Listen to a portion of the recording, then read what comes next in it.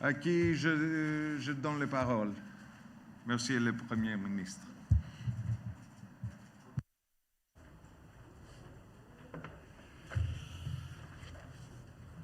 Merci, Monsieur le Ministre, Mesdames et Messieurs, chers ministres, dear friends. It's a real pleasure to welcome you to the 130th meeting of the Council of Europe Committee of the Ministers. This is the final meeting concluding the Greek chairmanship. This is not how we had planned things to be. We were hoping that you would all be with us in Athens to celebrate this important milestones. But unfortunately, because of the pandemic, we have to do things differently. And during the past months, Europe was called to try to find solutions to a problem the likes of which it had never experienced before, and how to manage an unprecedented, deadly, unfortunately continuous health crisis without undermining our fundamental freedoms, and how amidst this crisis, democracy, the rule of law, and our common values remain protected and sacrosanct for the Council's 47 members, not just in the short term, but also in the long run. There's no doubt that coronavirus has imposed upon our people perhaps the most severe restrictions in the 70-year history of the Council of Europe.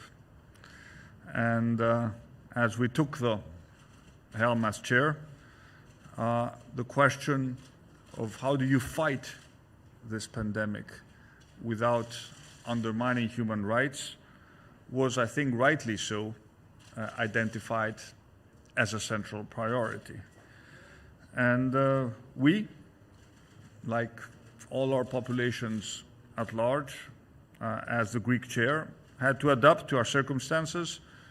We immediately converted our chairmanship and agenda to be compatible with remote and digital working. And this e-chairmanship may have been imposed by the circumstances, but I think it has proven to be, dear Miltiadis, a useful experience, a valuable tool for the countries that will succeed Greece at the helm of the Council. We found a new way of working together.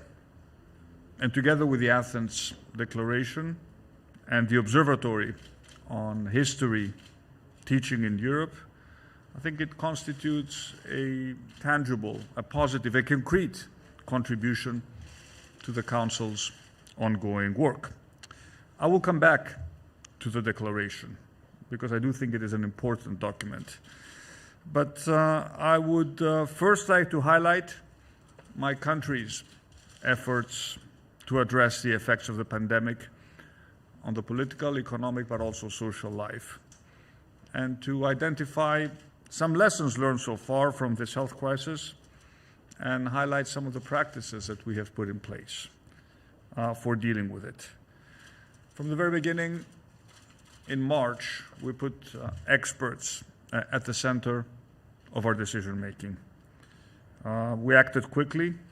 We deployed severe, tight restrictions to choke off the spread of the virus, whilst putting in place also at the same time an aggressive and ambitious package of economic measures to protect workers, especially the more vulnerable, and support to the extent possible the economy. We apply technology, such as a best-in-class text messaging service for those leaving their homes during the lockdown. We applied smart testing technology using machine learning to identify those most likely to be carrying the virus at airports after we reopened the country. While Greece had a significant vulnerability to COVID, given a decade of austerity, a lack of significant investment in our public healthcare system, we made sure that we made up for lost time, significantly investing in our healthcare system, rapidly increasing the number of ICU capacity, hiring more than 6,000 doctors, nurses, and staff to support our healthcare system. We are in a stronger position today, but there's no doubt that we are faced everywhere in Europe with a second wave that may be even more aggressive than the first one, given that now we're at the beginning of the winter season. So now is a time to, again, act quickly. Sometimes we do have to act quickly with incomplete information, but this is the nature of decision-making in the times of COVID. And at the same time, we need to act while making sure that there is a compatibility between the measures that we take relative to the established provisions of the European Convention on Human Rights. Our tenure as chair of the Committee of the Ministers also saw us focus on policies to support young people, taking inspiration from the ratification of the new strategy of the Council of Europe on Youth 2030, last January, if I'm not mistaken. We did promote a focus on education in the digital age, and specifically raising the pertinent question of awareness of the phenomenon of fake news. I think this was critical, given the pernicious volume of disinformation about the pandemic. That wider efforts were important too. How do we protect children as a vulnerable group from dangers such as trafficking, forced labor and displacement? And how do we promote access of young people to cultural heritage? How do we raise the issue of climate change at times when our focus is squarely on the emergency of today rather than the big challenges of tomorrow? Let me pause and speak a little bit about the Athens Declaration, not only because it was signed 70 years after the Convention on Human Rights and Fundamental Freedoms, but also because it aspires to update, supplement the Convention to make it stronger, as much as possible future-proof.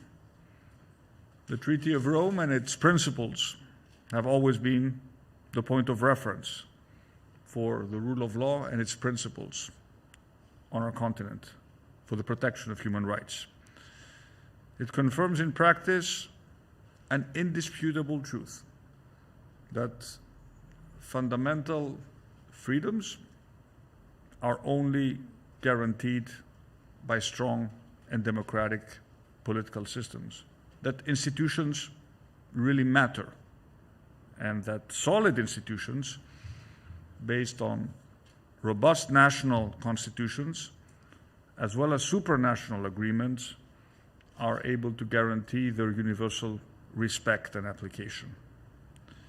This idea, of course, led to the establishment of a judicial body, the European Court on Human Rights, which has been defending citizens for decades, making real the commitment that there is no just law without safeguarding rights. But our era adds a whole set of new challenges. In Europe today, there are governments that are slowly eroding rights which were considered inalienable. And such behavior must be met, not only with a judicial response, but also with a strong political will to confront these types of behavior in the public discourse. This is something that we have done systematically within the framework of European institutions, but also within the framework of the Council of Europe. At the same time, incidents of violence, xenophobia, intolerance against minorities and groups unfortunately continue to be recorded in our societies.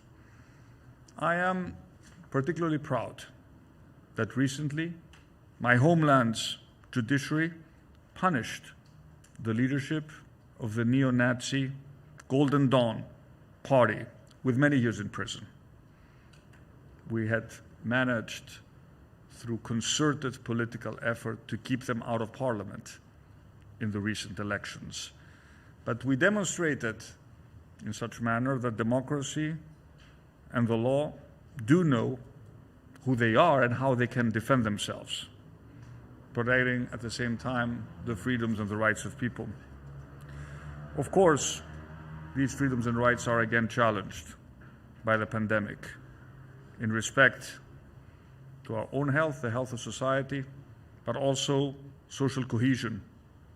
COVID-19 doesn't separate between rich and poor. It crosses borders and affects everyone, but it does strike disproportionately the weakest and the most vulnerable.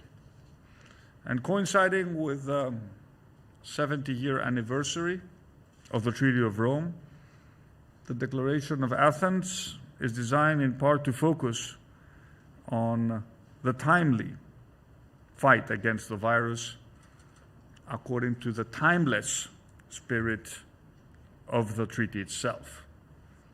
It stresses, and this is very important, that measures imposed by circumstances must be limited to what is absolutely necessary, must be proportionate, must have a clear time horizon, they cannot be indefinite, they should certainly not introduce any discriminations, and must be under constant review and monitoring for effectiveness. I take particularly note of the last sentence because I know how difficult it is to drive policy and impose measures at a time when every single day you're confronted with a different set of data. And you have to be flexible, agile, but also quick in order to stay ahead of the pandemic. But at the same time, you also have to gain and retain citizens' trust, because it is important for citizens themselves to become active protagonists in the battle against COVID. They need to be properly informed. They have to reject fake news, unscientific beliefs, and divisive rhetoric. This is a challenge we are faced everywhere. In Europe, we see the same trends of people questioning basic science, questioning even the reality of whether COVID exists and how dangerous it can be to people. Thank God it is a minority, a small minority, but we constantly need to remind people who are, it's only natural that they get tired as time goes on and as we keep fighting this pandemic, to place their faith in science and in scientists, and to do remind them that what we're facing is a deadly virus that, if left unchecked, can overwhelm the healthcare system of the most advanced countries. That is the reality, and we need to constantly remind people that that is the case. At the same time, we do need to focus a lot on the most vulnerable, making sure that everyone has equal access to health services. And this has always been our guiding principle as we developed policies throughout the pandemic and as we strengthened the national healthcare system throughout the country. Dear friends, let me conclude by saying that the text of the Treaty of Rome is buttressed today by the Declaration of Athens. Back then, the goal was to consolidate democracy and the rule of law. Now it is the need to tackle new global challenges which are unfortunately accelerating and colliding with unpredictable consequences.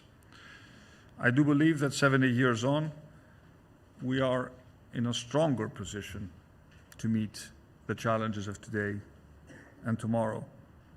Because if in Rome in 1950, the Treaty of 10 States gave a legal shield to fundamental rights, in Athens in 2020, the Declaration of 47 countries makes these rights even more relevant for the third decade of the 21st century.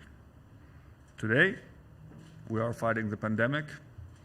Tomorrow, new challenge will be upon us.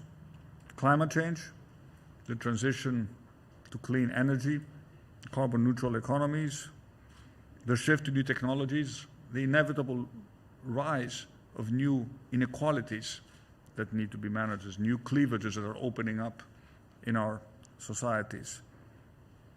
Not only how new wealth is produced, but how it is distributed, and how do states operate more effectively in this complicated world in a cross-border collaborative environment. However, the road, fortunately, has already been paved. Its starting point was Rome. Its station is Athens, with many more milestones to follow in the perpetual path of our peoples towards prosperity and equality. Good luck to all of us on this journey, and congratulations again to Minister Varvitsiotis for organizing this chairmanship in the most challenging of times. Thank you very much. Thank you, Prime Minister. Very inspiring words, especially when you presented your constant challenge, how to combat the pandemic. Please have your seat.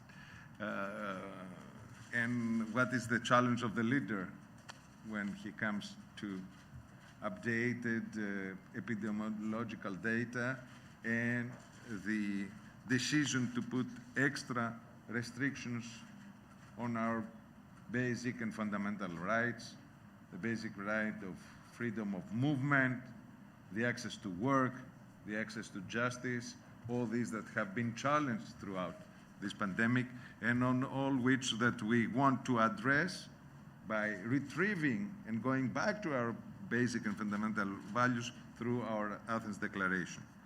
Well, now I have to give the floor to Montenegro, to Mr. Zdran Darmanovic, from whom we expect